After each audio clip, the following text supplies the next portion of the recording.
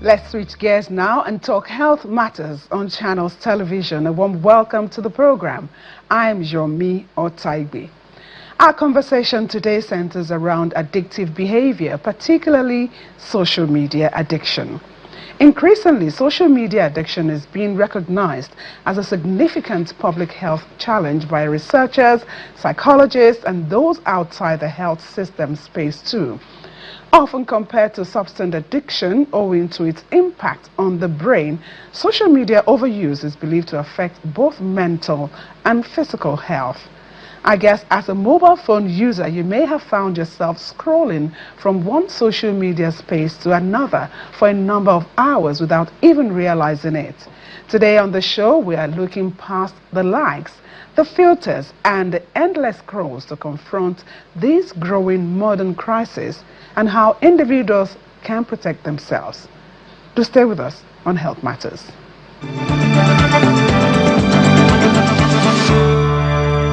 The Federal Ministry of Works wishes to inform the general public on the authority of the Honorable Minister of Works, Senator David Umahi. Major construction works will commence on the Afikpo-Uturu Okigwe Federal Highway from Monday, July 20, 2026. As a result, the Osoeda-Akeze-Uturu Okigwe corridor up to St. Mary's Catholic Church Junction will be temporarily closed to vehicular traffic to ensure the safety of road users and the timely completion of the project. Motorists traveling to Ebonyi State are advised to use the Enugu-Port Harcourt Expressway through Isiagumpu and connect to Afikpo and Abakaliki via the Oburu-Okpo-Siamasiri or Oburu-Onitsha-Osiri-Ezama routes. Students, staff and visitors to Abia State University Uturu should use the Apsu Gate Nonya Enugu-Port Harcourt Expressway or the Apsu Gate Akara-Uzuakole-Umuahia route. The ministry appeals to motorists to obey all traffic diversion signs and directives of the traffic and security personnel. It regrets the temporary inconvenience and appreciates the public's understanding as the critical road project is executed. Announcer Maxwell Oko, Acting Federal Controller of Works, Ebonyi State.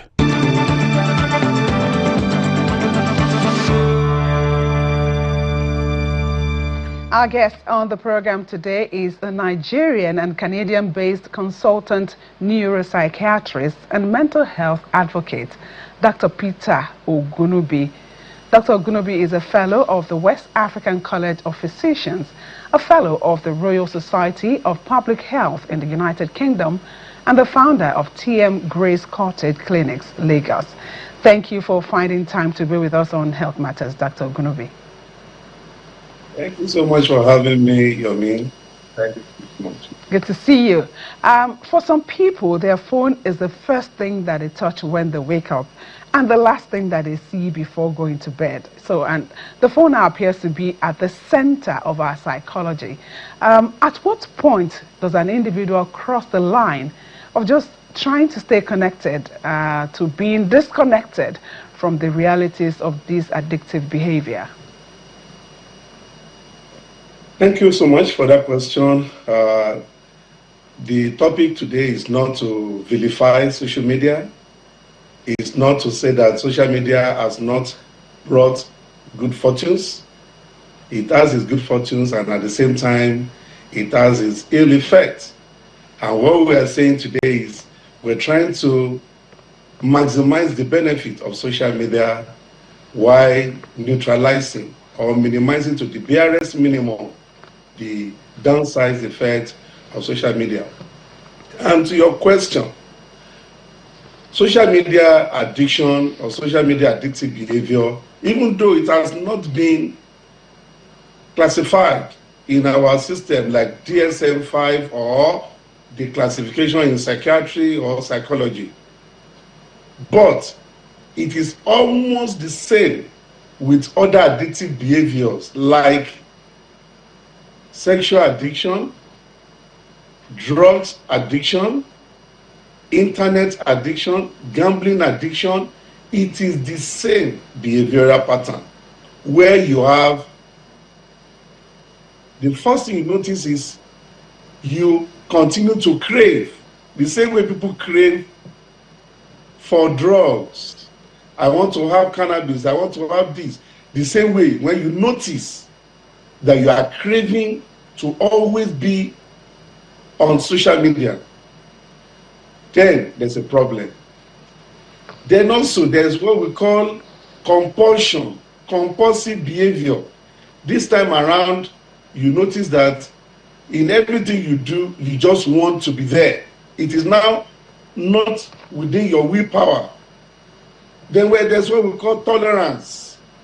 When you now notice that you tell yourself, oh, I want to spend 3 hours a day on social media, but you end up spending 10 hours. You cannot control the time. Then, inability to control the use. You tell yourself, let me quickly open my social media, let me check what is going on because of the FMO syndrome, the fear of missing out. If you begin to have FMO, oh, what is the latest news?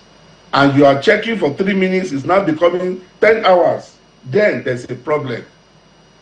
Then primacy of use. If you observe that this thing is taking your time, you are no longer functioning at work, you are no longer functioning at home, your relationship with your family, your children, you are not helping them with their assignments, you are giving assignments, you are giving works to do, you are not able to do it, but everything on your mind, on your head is just, let me just do this thing, let me just be on social media. The whole thing in your mind, the only thing you think about, then you're talking about privacy of use. Going further, continuous use despite deleterious effects. So that means it's affecting me. My wife is complaining. I know I'm not able to perform effectively at work, and it's because I'm always on the internet. Yet, they are even giving me notice at work that my job is at stake. But guess what, Yomi? I still continue to use it. So, continuous use despite deleterious effect. By the time individuals are having this, you are craving compulsory use, you're having tolerance, you cannot control the time spent, you feel fidgety, anxious, each time you feel that you'll be missing out of something, you continually use social media despite the fact that it's affecting every other thing. Primacy of use. It is now your own Lord and Savior, everything. Then there's fire on the mountain. It's a whole lot, that you've talked about now, and I'm sure our viewers are following and trying to see where, one or two things that looks like something that they are doing too. But there are some people who are able to manage it. They don't reach out for their phones. They don't all the time. They don't go on social media. Some people even tell you, I don't want to be there. What makes that difference for people who perpetually scroll their phones or be on social media, whether using the laptop or using their iPads, or what makes that difference? Excellent question. Excellent question. You see, there are people that are social media managers. They can spend 16 hours, but they are productive. Because that's their work. That is why it is not about time. Because that is their work. They are perpetually online. Every situation, because they are making their earning. It's not causing them anxiety. It's not causing them sleeplessness. It's not causing them depression. We're still going to talk about the toxic side effects, things that happen, cyberbullying, toxicity, the syndromes, and several other things.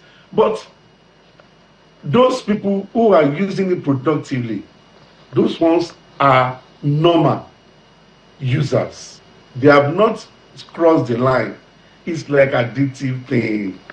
If you like food and you are taking food, and you now realize that anytime you don't see food, you are shaking. Anytime you cannot do any other thing.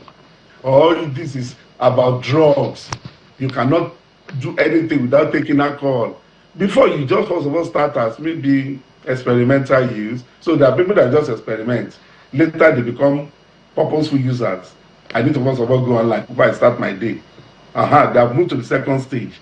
Before you know it, we now talk about compulsory users. You now cannot even start your day, do anything without first of all checking online.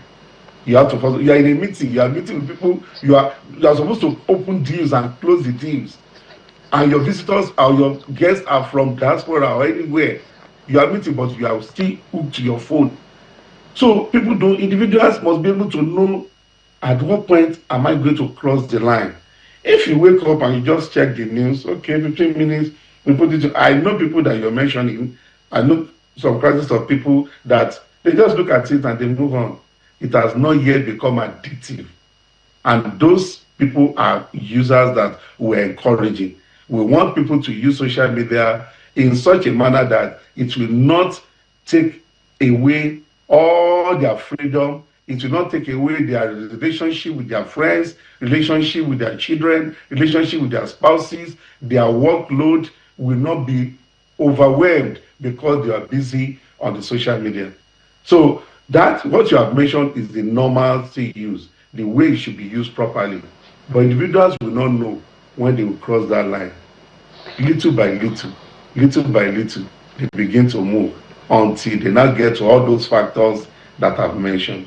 Okay, you've mentioned the fact that it can affect work, it can affect relationships. Let's talk about the impact, the health impact on the individual, both health and physical impacts too, because we've seen cases where people are on their phones on the road and, you know, unfortunate accidents have happened. Now, to be sincere with you, Yomi, I once had an online session with a patient. She's an adult, she's a teenager, and she plans to go into modeling. And then, you know, she will put her pictures. She will, you know, guess what? She kept having 10 likes, 15 likes, and she became depressed. In fact, when she called me, she said, "Am I not beautiful enough? I have over 3,000 friends. Nobody is even liking my pictures. They are jealous of me.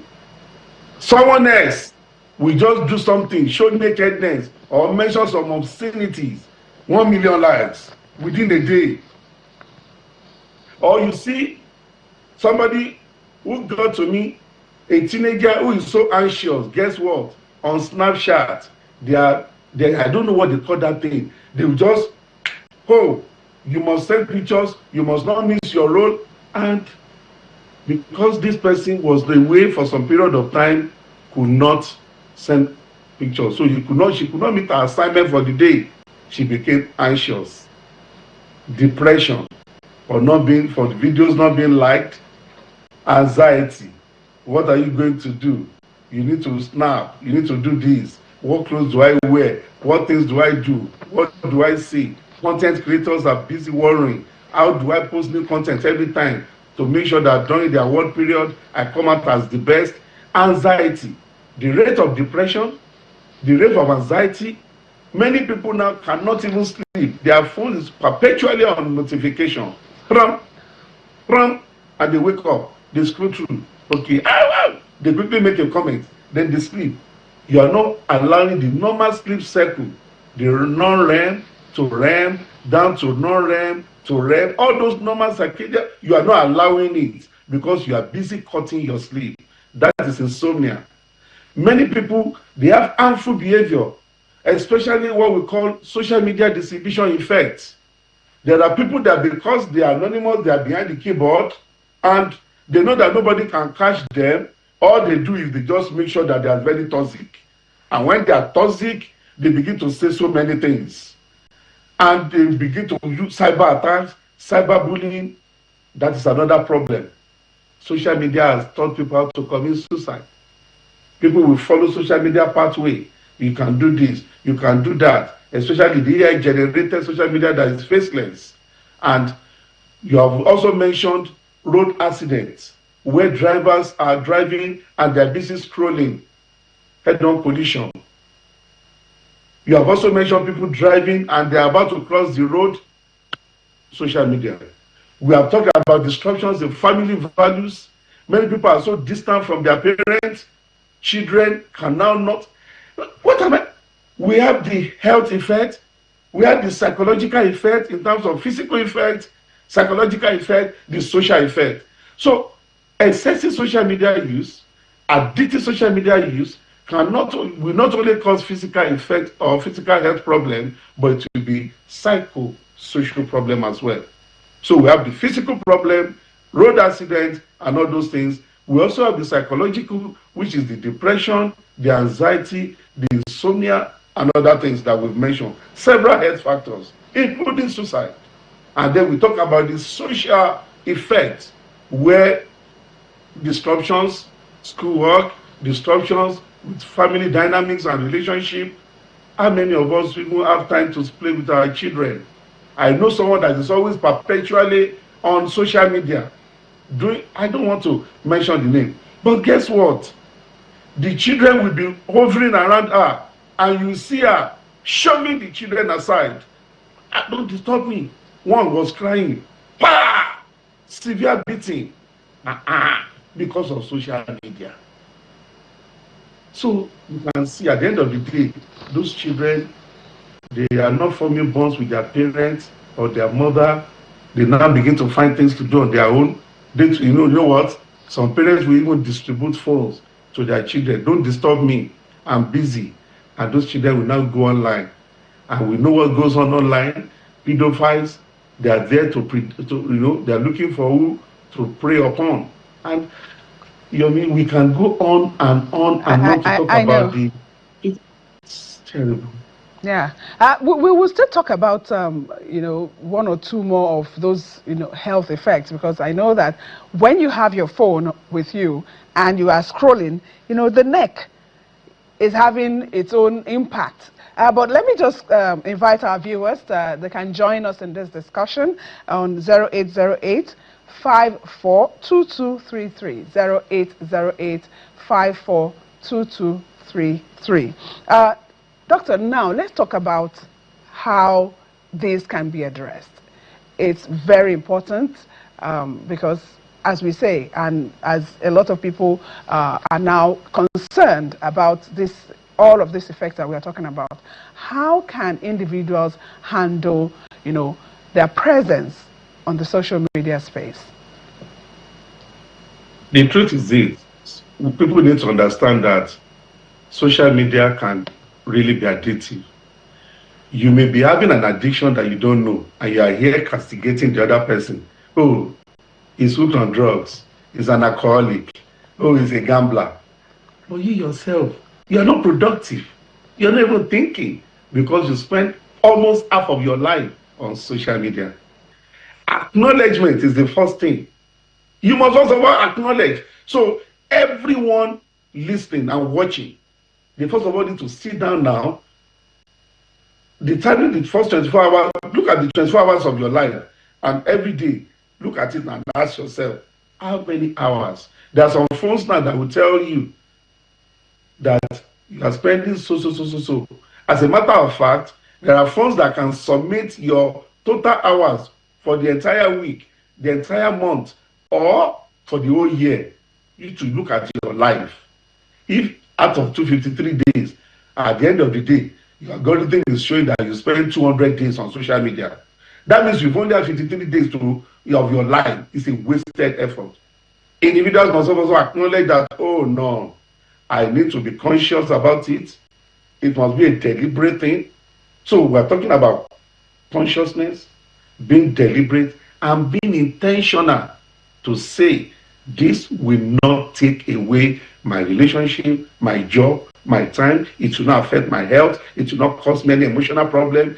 Anything that is worth taking my emotional or mental mind off, I'm not going to engage in it.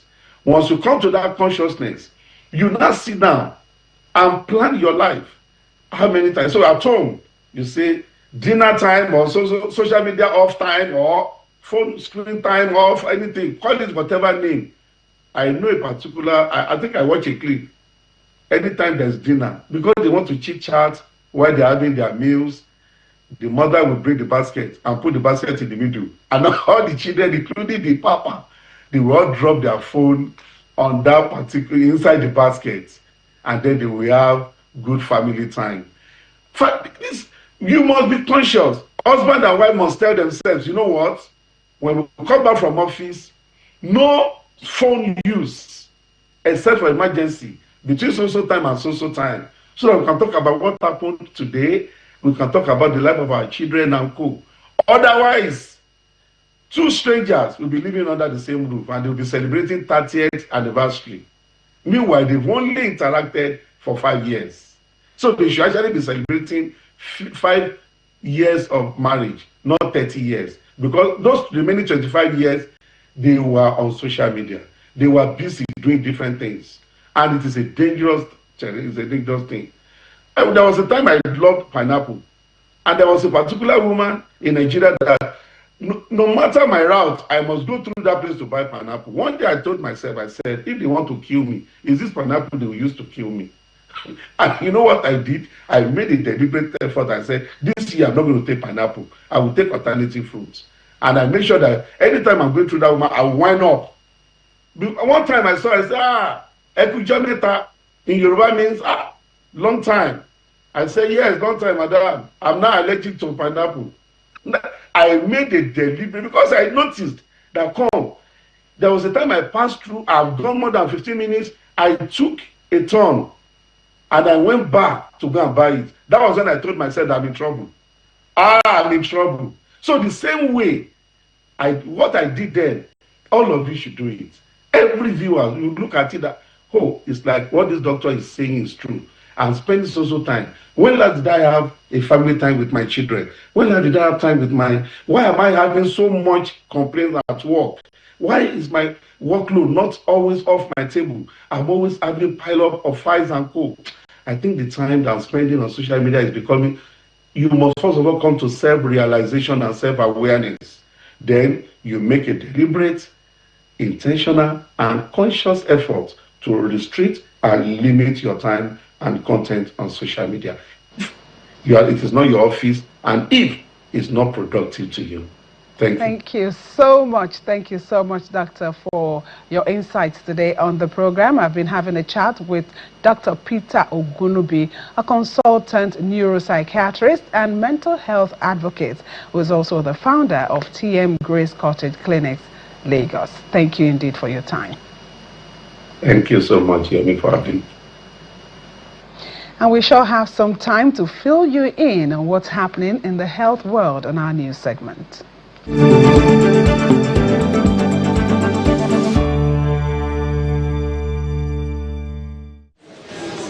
Federal and state government officials, development partners, and health experts have renewed their commitment to a stronger collaboration to improve reproductive, maternal, newborn, child, and adolescent health outcomes in Nigeria. This commitment was made at the 4th National Governance and Coordination Committee meeting of the European Union-funded Strengthening Access to Reproductive, Maternal and Adolescent Health Program in Yola, the Adamawa state capital. The program aims to reach over 45 million children, adolescents and women across the pilot states over 3 years. The pilot states for the program include Adamawa, Kwara and Sokoto states. They gave progress reports and reviewed the project's performance. Now, EU SARA, as many of my previous speakers said, while it focuses on 3 states, it is a catalytic fund. It is not going to meet the full needs of these 3 states. Across Adamawa, Kwara and Sokoto states, we are seeing strong government leadership, better coordination among partners, improved health system performance, expanding community outreach, and reforms that will continue long after this project comes to an end. The World Health Organization, WHO, has released updated guidelines on reducing the risk of cognitive decline and dementia, providing countries with evidence-based recommendations to help prevent or delay the onset of dementia across the life course. Dementia is a condition caused by brain diseases, and it affects memory, thinking and the ability to function. More than 57 million people live with dementia worldwide, and nearly 10 million people get newly diagnosed every year. Alzheimer's disease is the most common form of dementia and is estimated to account for 60 to 70% of cases. The guidelines recommend several healthy behaviors and lifestyle interventions to reduce dementia risk, including cognitive training and cognitive stimulation and engagement in social activities for adults who have normal cognition or experiencing mild cognitive impairment. The updated advice also includes interventions that reduce risk of NCDs, including increasing physical activity, stopping tobacco use, reducing alcohol consumption, adopting a healthy diet, and a new recommendation to reduce exposure to air pollution. As an intervention to reduce the risk of cognitive decline and/or dementia, the guidelines do not recommend supplementation with vitamins B and E, omega-3 polyunsaturated fatty acids, PUFA, and multivitamins minerals in the absence of a diagnosed deficiency due to the lack of evidence of any potential benefits to outweigh unexpected harmful effects. While there is no cure for dementia, up to 45% of the risk can be attributed to modifiable risk factors such as tobacco, alcohol use, social isolation, physical inactivity, air pollution, and non-communicable diseases, including high blood pressure and diabetes. Beyond health, dementia affects a person's independence, dignity, and safety.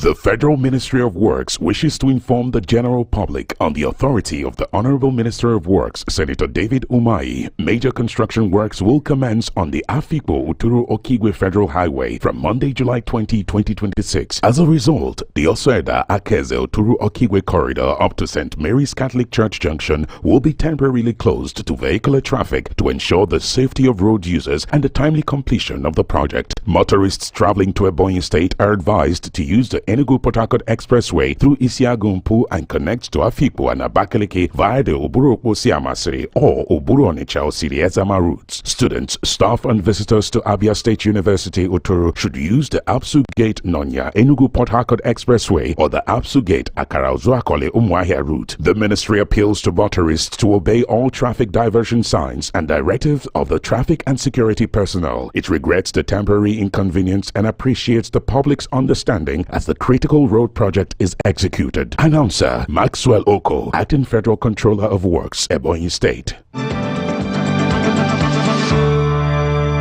As we wind down, remember that notifications from different online platforms will always be there. Activate your screen time setting if you haven't done so you can control your time on social media platforms as you make the best out of it. Thank you for your time on the program. I am Yomi Otaigbe. I'll see you again next time.